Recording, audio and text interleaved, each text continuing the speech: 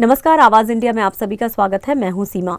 देश के मुख्य न्यायाधीश जस्टिस BR गवई अपने पैतृक शहर अमरावती पहुंचे, जहां जिला बार एसोसिएशन के उनका भव्य स्वागत किया।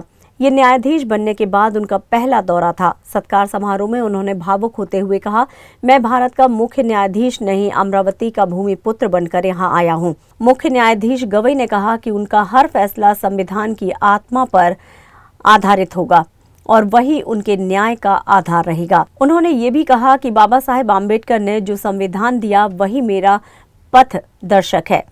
प्रेस में बयान नहीं दूंगा, न्याय से बात करूंगा। गवई ने अपने पिता दादा साहेब गवई को याद करते हुए कहा कि वो आज उन्हें बहुत याद कर रहे हैं, लेकिन मां की मौजूदगी से वो सम्मान और भी खास हो गया है। उन्होंने साझा किया कि उनका सपना आर्किटेक्ट बनने का था, लेकिन पिता की इच्छा पर वकील बने और फिर न्याय की राह पर चल पड़े। मुख्य न्यायाधीश ने जनता से आशीर्वाद मांगा कि उनके फैसले संविधान की भावना के अनुरूप रहें। कार्यक्रम में उनके बचपन के साथी, अधिवक्ता और न्यायिक अधिकारी बड़ी संख्या में मौजूद रहे। भारताचा मुख्य न्यायाधीश म्हणून नाही तर आपल्या अमरावतीचा पुत्र या नात्याने अमरावतीच्या मातीला वंदन करण्याकरता आणि आपल्या सर्वांचे आशीर्वाद घेण्याकरता उपस्थित आहे।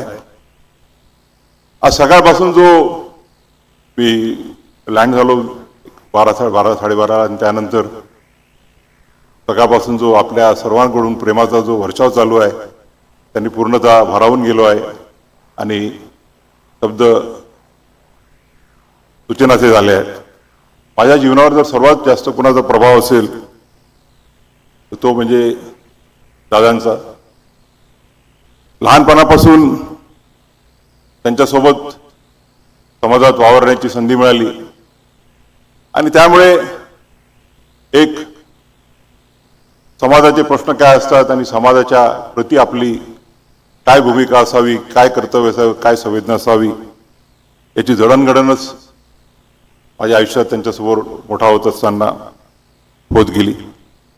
मी वकील झालो किंवा आज न्यायाधीश आहे, त्याच्यामुळे तो निर्णय होता, तो त्यांचा निर्णय होता। सुरुवातीला तर मी वकील बनू इच्छित नव्हतो, माझी इच्छा आर्किटेक्ट व्हायची होती, पण त्यांच्या आग्रहामुळे मगाशी सुनीलनी सांगितलं त्यांना वकील व्हायचं होतं, परंतु यावेळेला त्यांच्या LLBच्या परीक्षेच्या वेळेला ते जेलमध्ये होते, भूमिहीन सत्याग्रहामध्ये, आणि परीक्षेला बसू शकले नाही।